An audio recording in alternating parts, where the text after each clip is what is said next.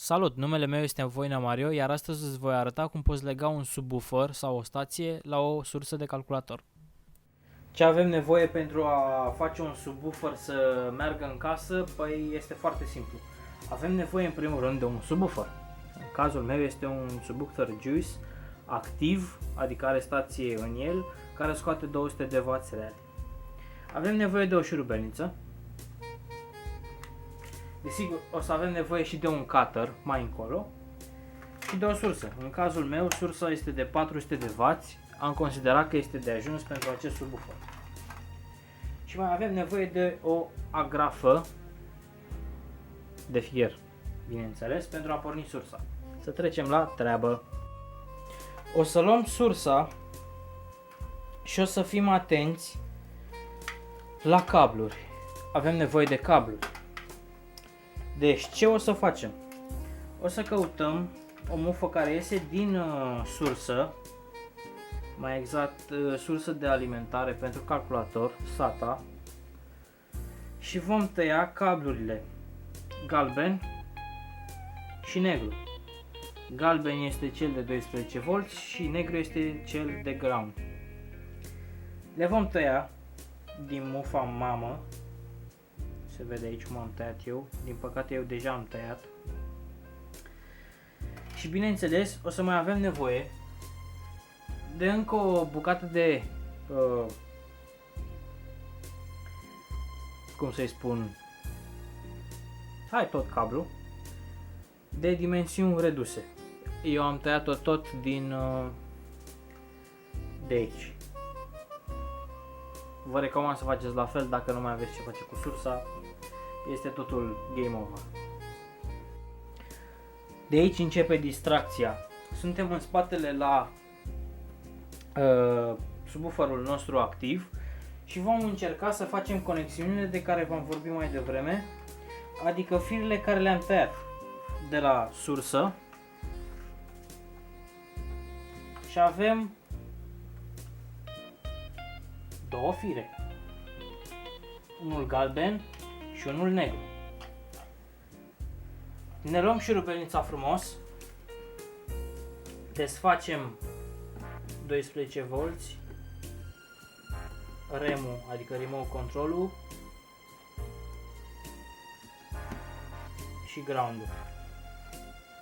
Vom introduce cablul galben tăiat de la sursă la 12V și îl vom strânge bine.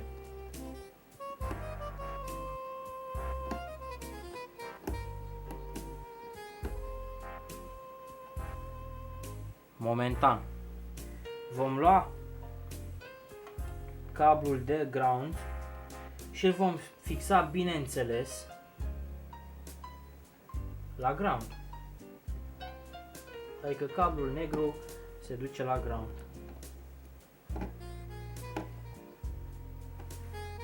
Pentru că eu n-am mai dorit să tai alt cablu și am tăiat tot un cablu negru, acest mic cablu de care v-am vorbit mai devreme, că mai avem nevoie de el, se va lua, răsucim frumos ca să intre mai ușor, desfacem din nou cel de 12V și introducem o parte din mufă la 12V, strângem din nou, iar cealaltă o introducem la REM și strângem.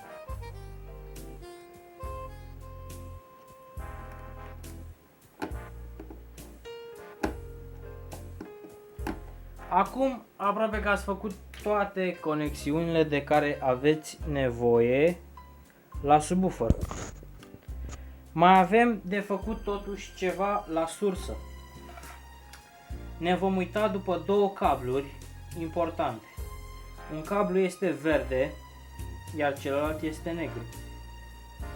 Acestea două. O să încerc să... Cu aceste două cabluri cu agrafa de care v-am vorbit mai devreme, le unim. Cablu verde, cablu negru. Le-am introdus. Acum când vom băga sursa în priză, aceasta va porni când apăsăm din buton. O să vă fac o demonstrație imediat. După cum am spus, legăturile sunt făcute. Cablul galben se duce la 12V, cablul negru se duce la ground, iar cablul care am avut nevoie de el, l-am legat la 12V și la rem. Acum mi-am băgat sursa în priză, sper că se vede. A pornit și odată cu ea și subwooferul. Se poate vedea aici LED-ul care ne asigură că a pornit și subwooferul. Mai avem nevoie de un singur lucru pentru a testa subwooferul și acela este un cablu RCA pe jack de 3,5 pe care o să-l aduc imediat. Am adus cablul RCA care arată cam așa.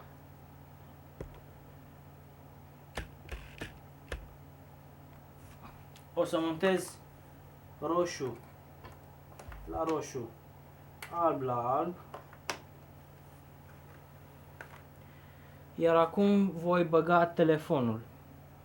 Am conectat și jack-ul 3,5 la telefon și suntem gata să testăm subwooferul. Voi da play la o melodie de pe YouTube, volumul și să vedem ce se întâmplă.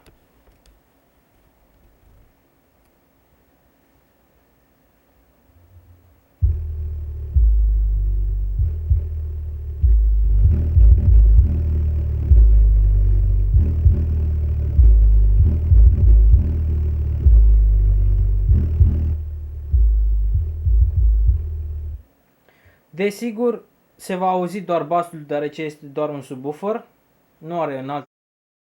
În spate s-ar putea să mai găsiți reglaje de volum și frecvență. De asemenea, în acest mod se poate monta și